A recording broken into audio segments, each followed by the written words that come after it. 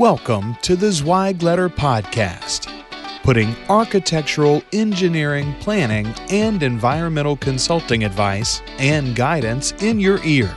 Zweig Group's team of experts have spent more than 3 decades elevating the industry by helping AEP and environmental consulting firms thrive. And these podcasts deliver invaluable management, industry, client, marketing, and HR advice directly to you, free of charge.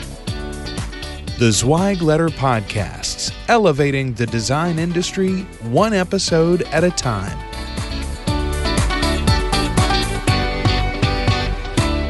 Hey folks, and welcome to another episode of the Zweigletter Podcast. I'm your host, Randy Wilburn, and I'm excited to be with you today. I have Brian T. King with me, who is the founder and CEO of AM King. They are a leading integrated design build firm headquartered in Charlotte, North Carolina, with offices in Greenville, South Carolina, and Chicago, Illinois. Brian, how are you doing today? I am doing wonderful, Randy. Great. And thanks for having me on your podcast. I appreciate it. I'm excited about it. I'm looking forward to having a good conversation with you.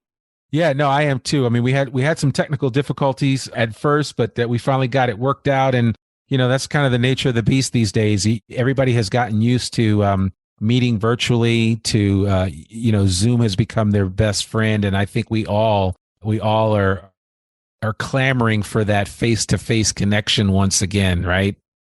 Oh, yeah, absolutely. I mean, I've actually, as much as possible, and obviously from a safe perspective, I'm trying to have more and more personal meetings as, you know, over the last 6-8 months or so. And it just makes such a difference. It really does. I mean, look, prior to the pandemic, I didn't know what Zoom or Teams or any of these other apps were. I didn't know what they did. And we all had to go through that learning curve, and they're great, right? I think they're changing business. They're changing how we communicate, but to a large extent, there's no substitution for the face-to-face, the personal interaction, especially from a business perspective. It just provides so much more, level of humanity to what we're doing from a business perspective. So, we've still got some challenges ahead with this pandemic and this virus, but I'm just excited, I think, like everybody, to get back to the face-to-face environment.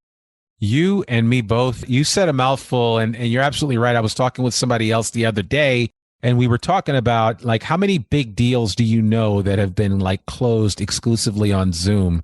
And one of my friends who, he's having to go to Canada to close a deal with a client, and he's thankful that the Canadian government has opened up the borders again so he can actually do that. Otherwise, this deal would have not happened maybe six to 8 months ago. So, I think we have to be thankful for the little things. And like you said, once we can get through this pandemic, I think we'll all be the better for it.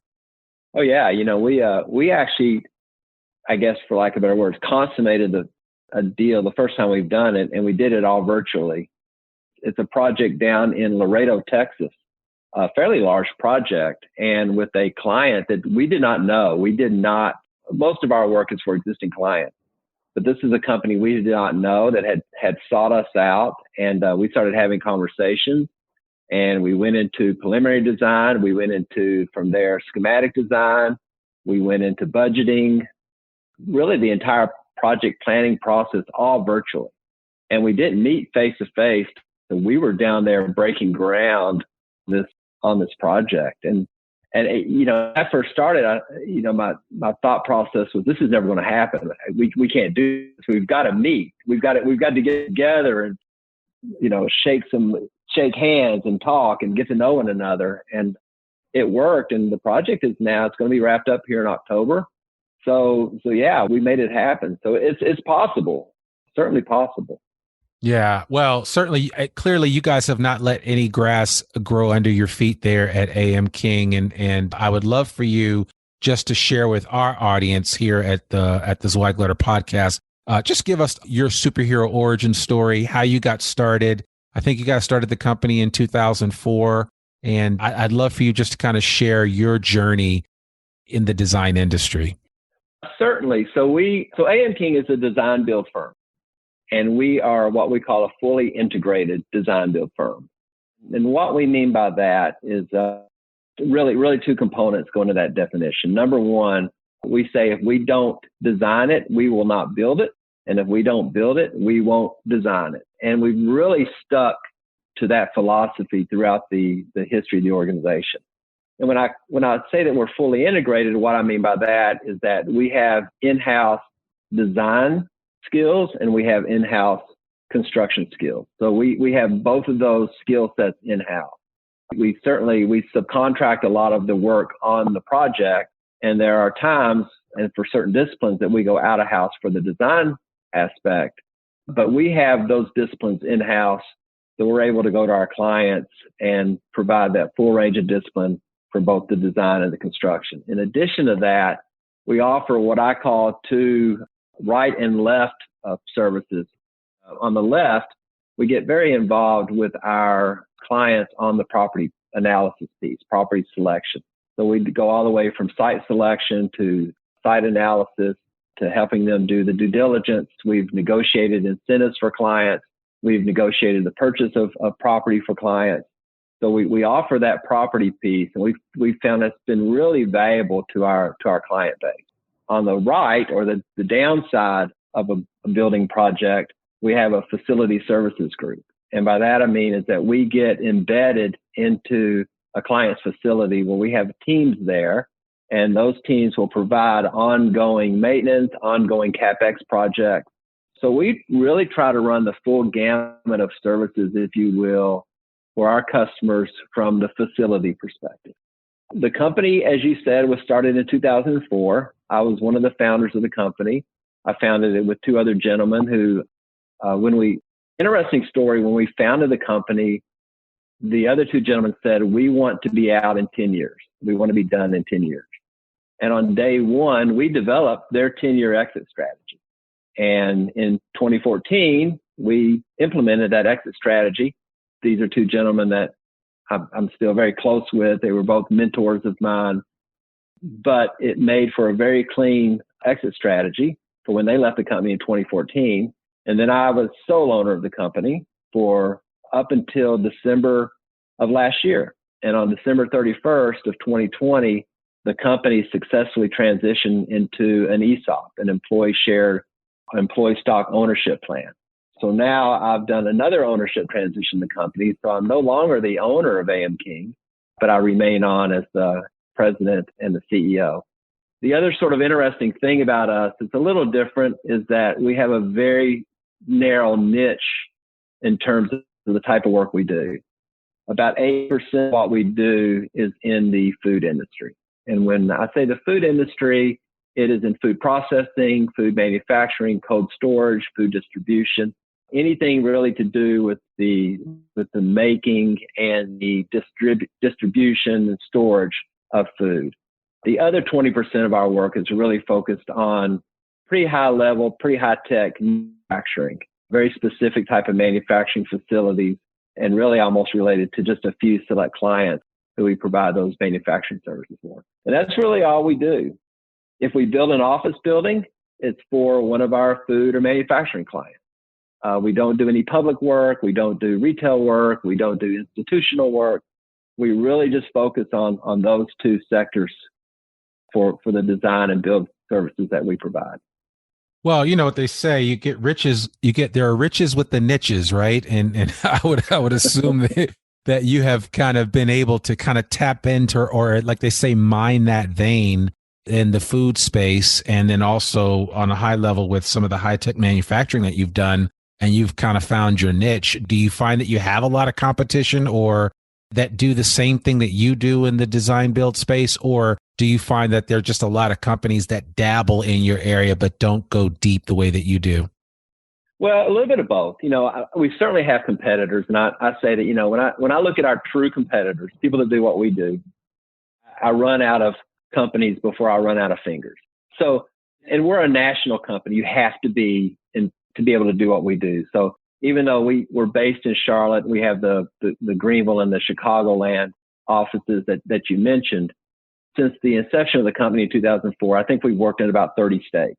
And presently, if I were to tell you where we're working, it would be states all over the country, all the way as far west as Texas, as far northeast as Connecticut, all the way down to Florida. It's out in the Midwest, everything sort of in between. So, so we certainly have competitors, and it's interesting. I know my competitors. They know us. We know each other very well because we really are such a niche market. Now, there are companies that, as you so accurately put it, dabble in what we do. And, I don't mean to sound presumptuous, but we don't really consider them true competitors.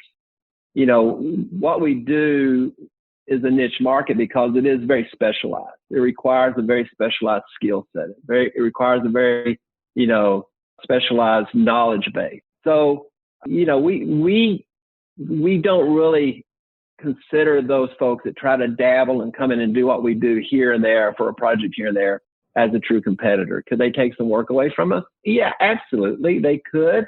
But I will tell you, the majority of the time when one of our potential customers uses a company that's not, trained and knowledgeable in this type of work, they usually come to regret it. So as a general rule, the companies that we work for are very sound, very solid, good reputation companies, and they know to seek out a company like ours to provide their facility design, construction, their site selection, or even their facility maintenance type of projects. Well, okay, and that makes perfect sense. I want to continue in this flow of conversation, but I want to back up for a minute because I think it does apply to your origin stories here. I know you're a Gator. You went to the University of Florida. You got a degree in building construction, but it's my understanding that you really cut your teeth right at the start of things in terms of, you didn't have a cushy office job. I mean, you literally dug ditches when you first got started in the industry space. And I'd love for you to just kind of speak about how that kind of helped you become who you ultimately have become over the years, right? Because you're a seasoned executive. People seek you out for your advice. You are training and leading up and professionally and personally helping to develop a lot of the next generation of design build professionals. But what was it like for you at the beginning there back in Florida when you were doing all that work? Very unglamorous work, I might add, of digging ditches. But did you envision yourself being where you are today? Yeah, I'm curious as to who you've been talking to and getting some of this information.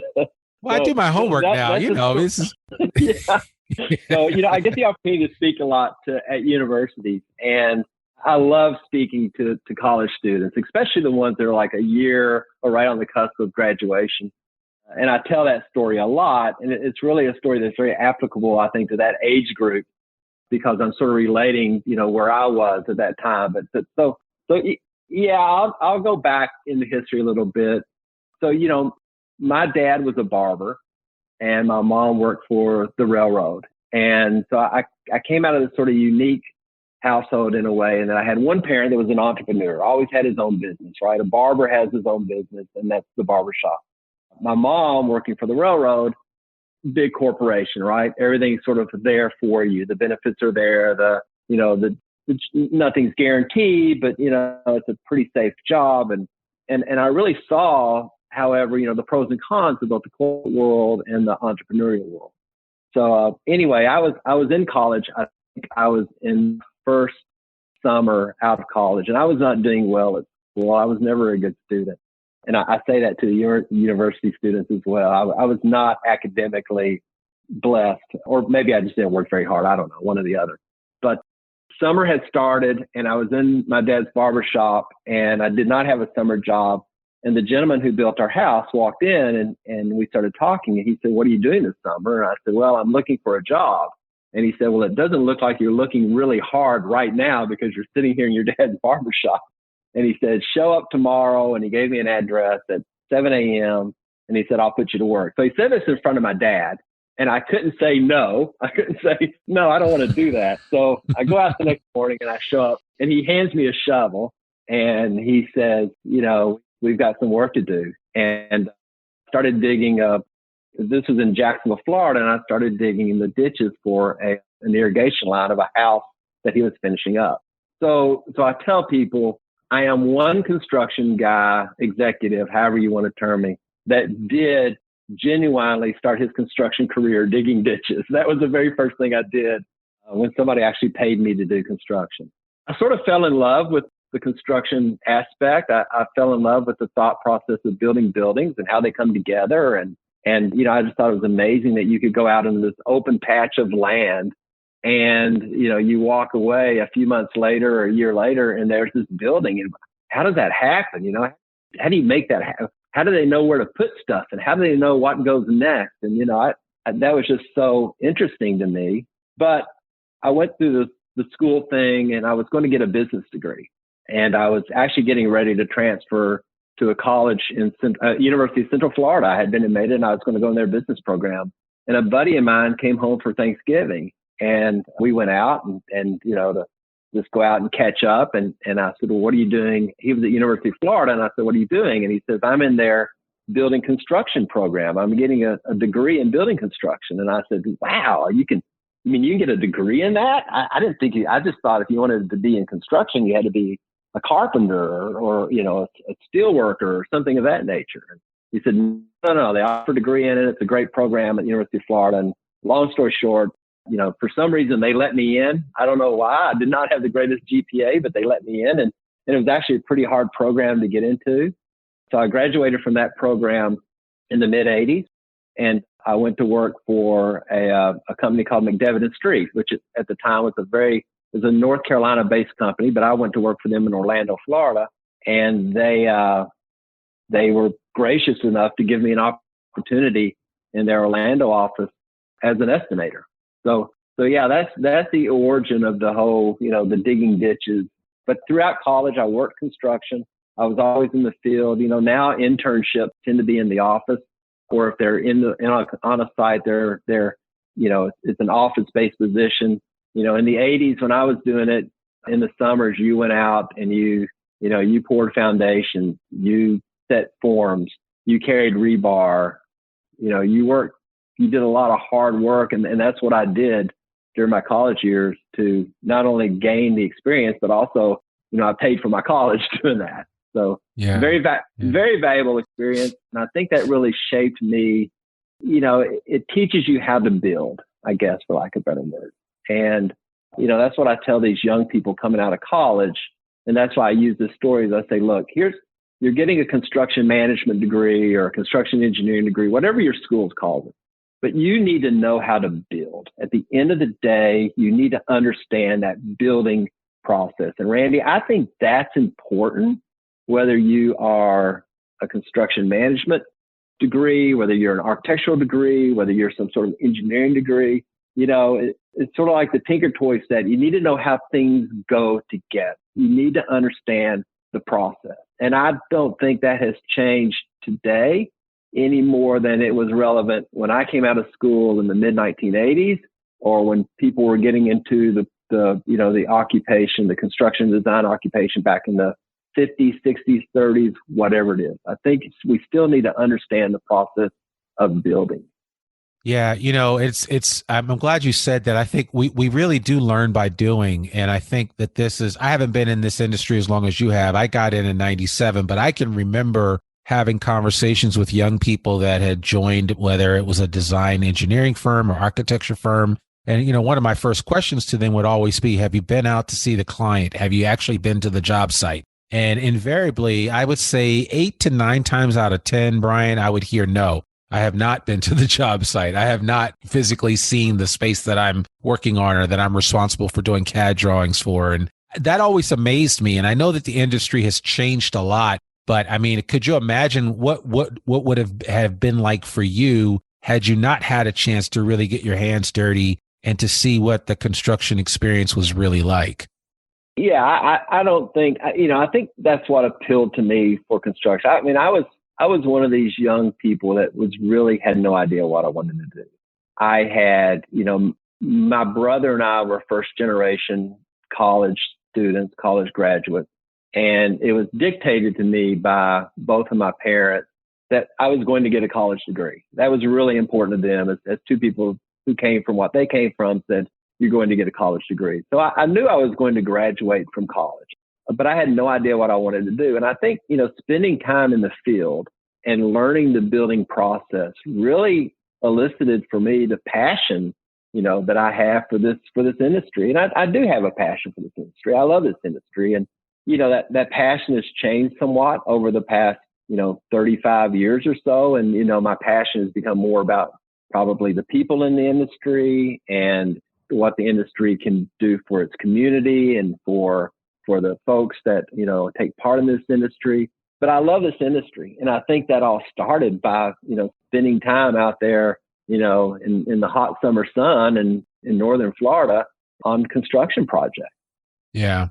As I was looking at some of the work that you've done, the work that you guys do at AM King has a direct correlation with the affordability or lack thereof of food at the consumer level, even if you think about it. As I was looking at some of the projects that you've worked on and, looking at, you've done a couple of projects, and obviously these are all for open consumption, but you've worked with Aldi US and you've done a large distribution center for them. And you also did a big project right there in the Carolinas with Southern Foods. And as I was reading about that project, it just reminded me of how interrelated the design industry is with everything else that goes on in the world. And I think sometimes we disconnect and don't connect the dots. But as I was looking at this, I was realizing that, if you help this food company be more efficient in the way that they're able to deliver food, well, at the end of the day, they'll probably make more money, but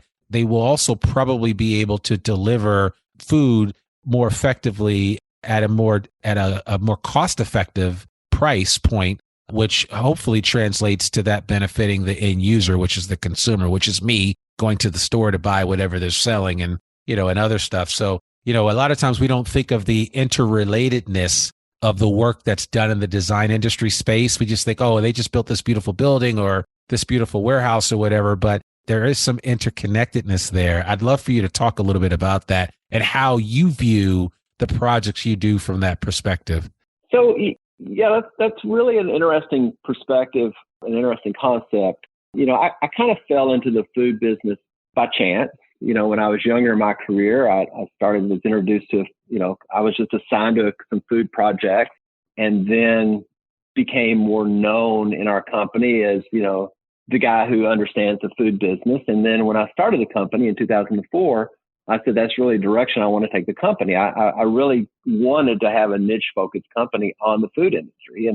And that's what we've worked to develop over the last, 17, 18 years. But, to your point, it has really brought home for us, I think, the importance of what we do. And look, I get it. Our clients are in the food business because it's a profitable business for them. So let's not lose sight of that. However, the food industry is one industry that we all cannot live without, right?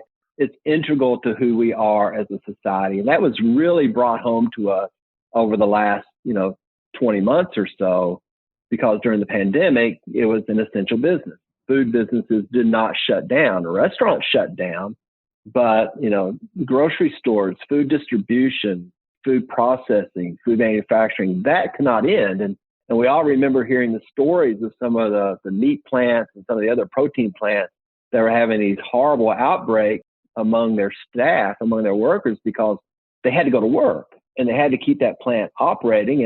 And I remember there was even a time period where there was some real concern in our society about, well, what happens if some of those facilities shut down? So we realize that we are an integral part of the food chain within our society.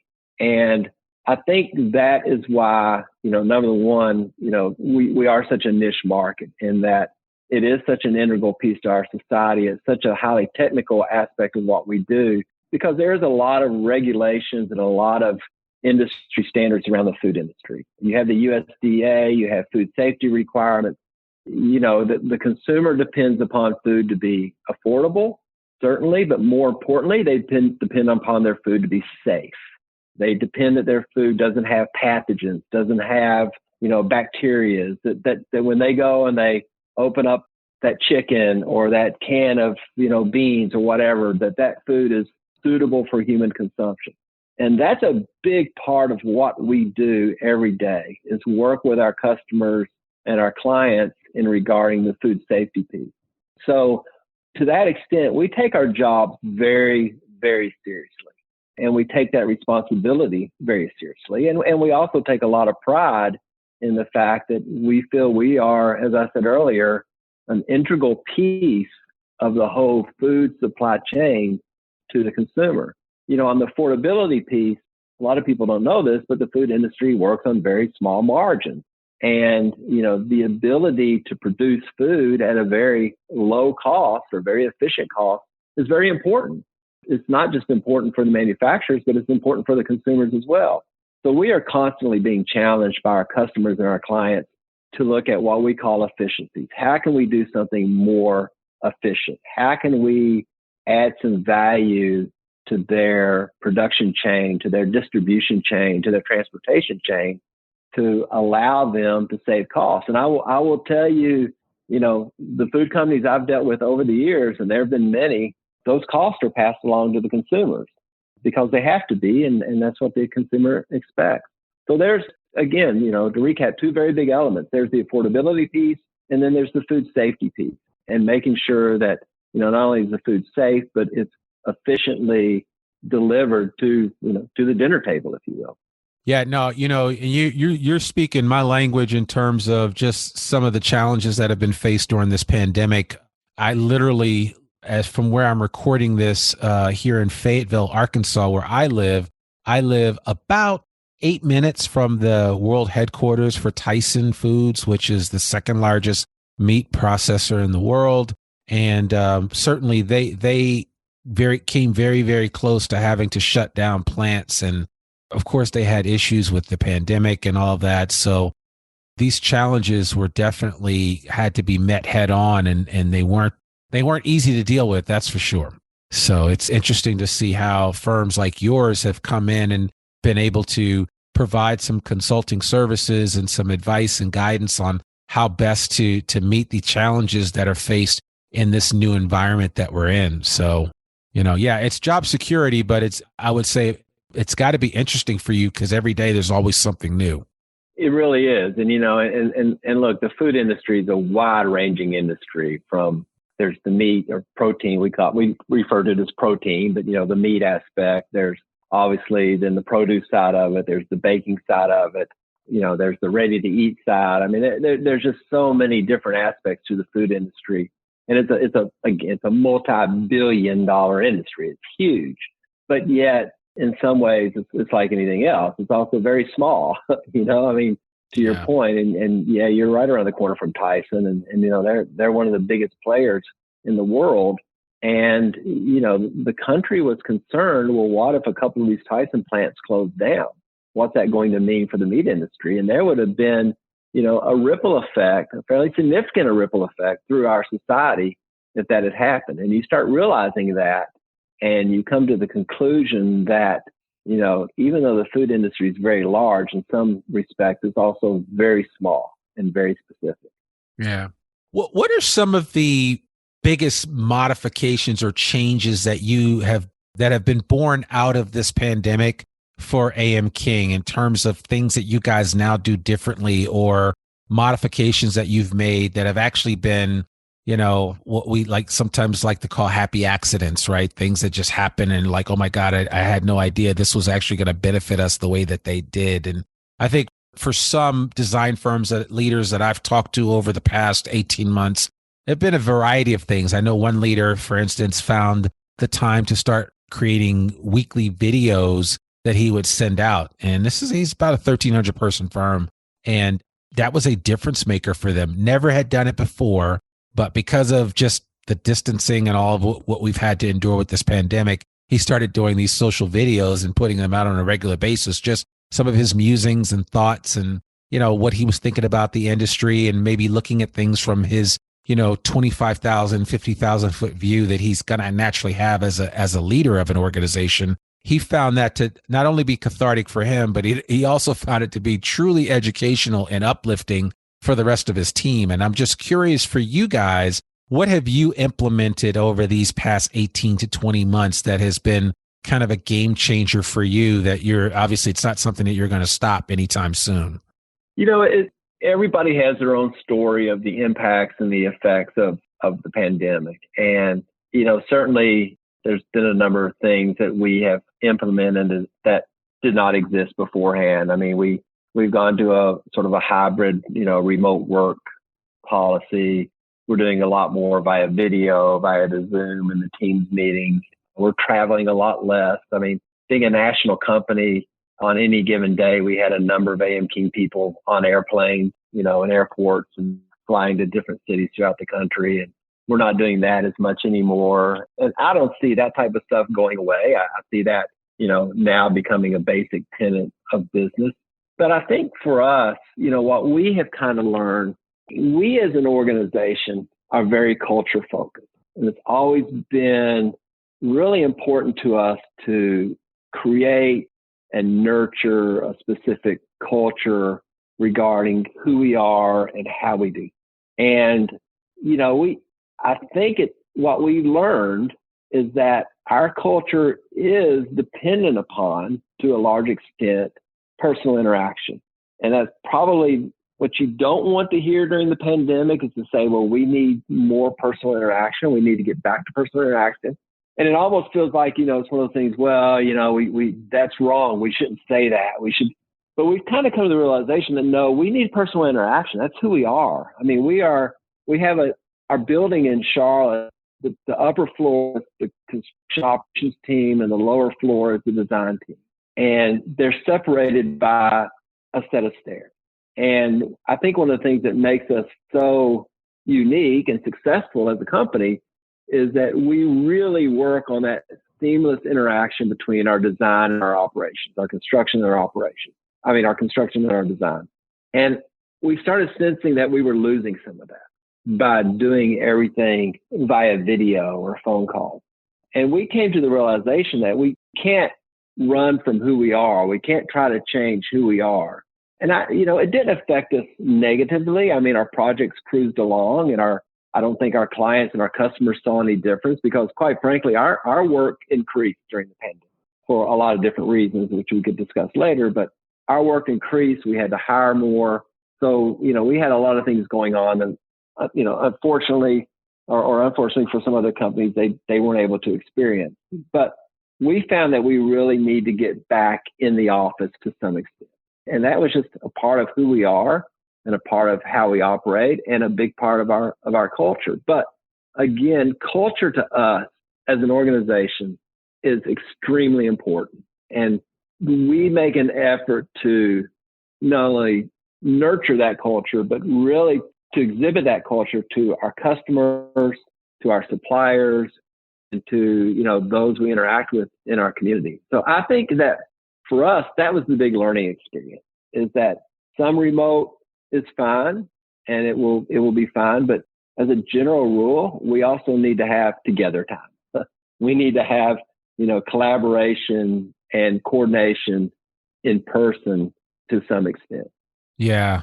I call it the kneecap to kneecap rule. So, absolutely. There's something to be said for that. And that's the thing I so desperately miss. I can't tell you the number of Zoom trainings that I've done for Zweig Group over the last year and a half. And as much as I enjoyed doing them, I just miss the personal interaction that I would have when I would do these live versus talking to 150 people through a computer screen. And they were effective, but they just didn't, it's just different, and there's just some things that are just hard to replicate. And until we get jacked in our brain with some type of virtual AI or something like that allows us to experience being with someone, even if they're 1,000 miles away, the technology's far away from that ever happening. I still say that the face-to-face time is the most important. So, it's also just the face-to-face time. But for us, it was really, I think I tend to use the word collaboration. I feel you lose a level of collaboration over a video. And when I say collaboration, I'm talking about an open exchange of ideas and opinions. I think the creativity's lost. So that for us is what I felt like was missing. You go to the Teams meeting, you have the discussion, and you knock down the agenda and, let's address this, let's address that, let's address this. And you get from point A to point B. Don't get me wrong. You get from point A to point B. But what are you missing in that journey? What roadside stands are you not stopping at because you're just on the interstate going from this city to that city? The collaboration, the ability to get off on the side road and to look at things differently and to share those ideas and to have those ideas openly criticized or critiqued and discussed. I feel like that's really hard to replicate on a video call. And as a design construction firm where we are constantly being challenged by our clients to do things differently, to come up with more efficiencies, to come up with things that are more affordable, to do it faster, to do it better, we need that level of collaboration in our business. Absolutely. And that's just part of who we are. Yeah. Well, I mean, I think the sentiment that I've heard from most leaders is that, it is nice to innovate, but there are some things that there's just no, what's the best word to use? There is no substitute for it. So, but no, I agree with you 100%. Well, as we close out, I did want to bring this up because again, there were a couple of things that you mentioned early on, and I don't want this to be lost on anyone because one of the challenges that I know working at Zweig Group in two different time periods, one of the situations that we always ran into were dealing with firm leaders that had never had an exit strategy. And I know my buddy Will Swearingen will appreciate this, and so will Phil Kyle, because they do a lot of strategy work and a lot of ownership transition. But I really want to applaud you guys for kind of beginning with the end in mind, right? With this idea that these other gentlemen that came on with you to start AM King said, hey, we're going to do this, but we're going to do this for a season. And that season is 10 years. And then after that, we're going to pass the baton to you, and then you're going to take it and run with it from there. Did you, in your mind, have an idea that when you decided to pass the baton, it was going to be in the form of an ESOP? Or was that something that just kind of came up that you maybe had witnessed it with some peer firms and decided to do it yourself? How did that come about? So to your point, I do believe you have to have an end in mind at some point, and you've got to develop that early. So, I'm 59 years old. So some people would say, well, I was maybe a little too young. The only time I would call myself young anymore, I think, but a little too young to start thinking about an exit strategy. But I disagree with that. I think that you always have to be thinking about your exit strategy. When my two partners exited the company in 2014, it was really only about 3 years later that I started saying, okay, now what am I going to do? And there were a lot of things that were causing me to think about that. We were getting qualified offers, private equity or competitors, they wanted to buy us. And quite honestly, that was not how I wanted the direction of the company to go. I didn't want to sell the company. But, I knew that, for lack of better words, that pressure wasn't going to end. And I knew at some point I'd have to make a decision. And I just wanted to think about what my options were. Secondly, this is something I really took as a compliment, is that the younger management in our company started pushing me away. And from that, I don't mean of saying, Brian, we don't want you around. And so, Brian, we want to do what you're doing. We want to do more. We want to, continue to grow the company. We want to think about, where the company can be in 5 or 10 years. And, I looked at that as a testament that we got some strong young, leaders within our organization. And I need to give them more and more responsibility, and I needed to give them a greater reins on the organization. So I kind of looked at it as I really had, sort of a couple of options. One was to do the third party sale, which was not attractive. None of our children are interested in the business, and I'm sort of a non-nepotism type of person. So that was really not something that was appealing to me either. So it was really, what about selling to the employees? And there's two ways to do that. You can parcel off pieces and parts to specific employees, and all those. That's an excellent option. I just felt our company the culture of our company was so holistic, so homogenous, that I really hated to separate out and say, well, this person is entitled to buy some of the company, this person is not. And I had a couple of friends that had done the ESOP process before, and I talked to them, and I started doing research and ultimately came back and said, I think this is the right way for us to go. And, the funny thing about an ESOP is that the impact is minimal, almost non-existent to the employees. It's totally non-existent to the customers. The person that is impacted most by the ESOP is the person that sells, which is me. And I've learned that. I learned that as we were going through the process. And I've certainly learned that in the 9 months now since we closed on the ESOP, has been the impact upon me, because it's a long-term process to take, the sale proceeds. You have to stay with the company in a management role, but you go from being the owner that you've been for many, many years to now you're an employee.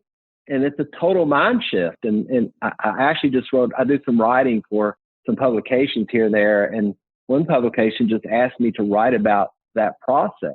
And in that article, I said, it's simple stuff like, I can't say it's my company anymore, because it's not. I'm actually the only employee that will never have the opportunity to own shares again within the organization, based on how we did the ESOP.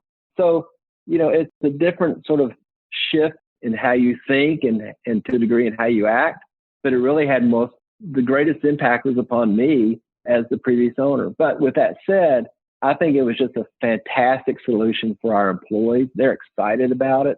I think it's a great opportunity for them. I think they're going to do great things with this organization. So I'm excited for them and what it's going to mean for them over the next, many, many years in the next generation of the organization. Yeah. I mean, I'm glad you said that. I mean, and I also think when I think of ESOPs, I also think of just the whole expression skin in the game, right? Everybody's got some now. Whereas before, a lot of times, and especially in the design industry, and this is something that I've experienced back in the 90s too, but everybody would just look up to the ownership and that was that. And it was like this elusive goal that you could never quite get to, because, you may not be invited to that principals meeting. But as an ESOP, it's a much different situation, because everybody has ownership, and, all the way down to the person answering the phones. And so, there is something to be said for that. So I'm glad that you guys went that route. And I think that your firm, from a longevity perspective, is going to be the better for it. And you will have benefited as well. So, and it will be your legacy, which to me is as important as the gold that we earn in our lifetime. I think our legacy is right up there with that. No, you're absolutely right. I think that, the skin in the game comment, and I have noticed that among the employees, that, they tease me. I think one of them told me the other day, so, now we can fire you, Brian. And I said, well, that's actually not true. I'm still the CEO of the company, so I still have a little bit of power. But, the point being is they're saying, look, we realize now that we have a different level of responsibility. And, the success of this company is going to have a direct impact upon our pocketbook, in the future. And look, an ESOP, it takes a long time for the value of the company to build up. I mean, when I started my company in 2004, I went a whole year without a salary, and it took many years for me to build value in that company. And it's going to take them a number of years to build value as well. But by the same token, I think there is a greater level of, I'm going to use the term ownership or owning it. And I mean that more in the figurative sense, although it applies in the literal sense as well. But in the figurative sense is that we own this. And so, the way we interact with our customers, the level of attention we give to our projects, the focus we put on cost and on quality and on schedule and, how we maintain the culture, those take on a little bit different level of importance, I think, to everybody within the organization. Yeah, I agree with that 100%. Man, I could talk to you all day long, Brian. This has really been good. And I appreciate, you gave us levels of information, both from, your starting out in the ditches, digging those things back at the University of Florida, and how you kind of got involved in the actually almost accidentally got involved in the construction space, and look where it has taken you to new heights. And because of that, not only have you've been able to be a blessing to your family, but you have all of your employees and what they've been able to do. So I really applaud you. And I was going to ask you, what's if people want to get in contact with you, what's the best way to do that? But you actually have a great website, and the website is just, I want to encourage everybody to go there. It's just Brian T. King, all one word, .com. You can learn all you want to learn about Brian, about his perspective on running a successful design firm. You can connect with him there. You can link up with him on Instagram, on Twitter, on and LinkedIn, and just learn a little bit more about some of his insights. And I'm going to go a step further by saying that I'm going to get with the editors of the Zweig Letter, because we need to get you to write a couple articles for the for Zweig Group's The Zweig Letter, which is the namesake of this podcast. And hopefully I'll be able to twist your arm to get you to consider doing that. But I've seen your writing, and I don't think it's going to be much of a stretch for you. Well, I appreciate that. Those are very kind words. And thank you for the plug, if you will. I mean, the writing that I do, and, whether it's a blog or whether it's an article, I do not do it for profit purposes. I'm not, that's not what I'm doing. I do it because I really enjoy sharing ideas and opinions and thoughts. I would love to do something for the Zweig Letter. So certainly we can look at something, along those lines. But absolutely.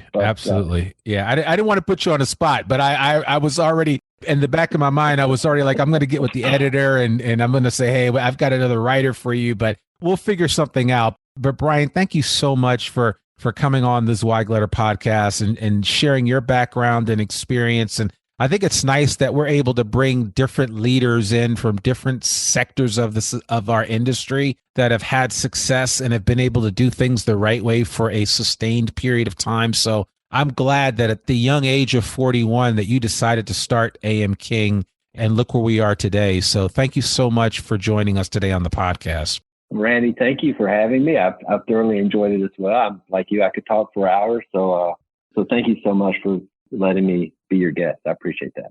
Awesome. Well, there you have it, folks. Another episode of the Zweig Letter podcast. I hope you guys enjoyed that. To learn more about one of the oldest newsletters in the design industry by visiting thezweigletter.com. You can read articles online. You can listen to this podcast and sign up for a free subscription to the newsletter and have it delivered right into your email inbox every Monday morning. And who knows, one Zweig Letter article soon might feature our current guest today, Brian King. But I want you to sign up today for that free subscription to the Zweig Letter newsletter. For more information about Zweig Group's advisory services or any Zweig Group publications, visit zweiggroup.com. You can subscribe to the Zweig Letter podcast wherever you listen to it, and please consider rating and reviewing us on Apple Podcasts. I'm your host, Randy Wilburn, and we'll see you soon. Peace. Thanks for tuning in to the Zweig Letter podcast. We hope that you can be part of elevating the industry and that you can apply our advice and information to your daily professional life. For a free digital subscription to the Zweig Letter, please visit thezweigletter.com/subscribe to gain more wisdom and inspiration, in addition to information about leadership, finance, HR, and marketing your firm. Subscribe today.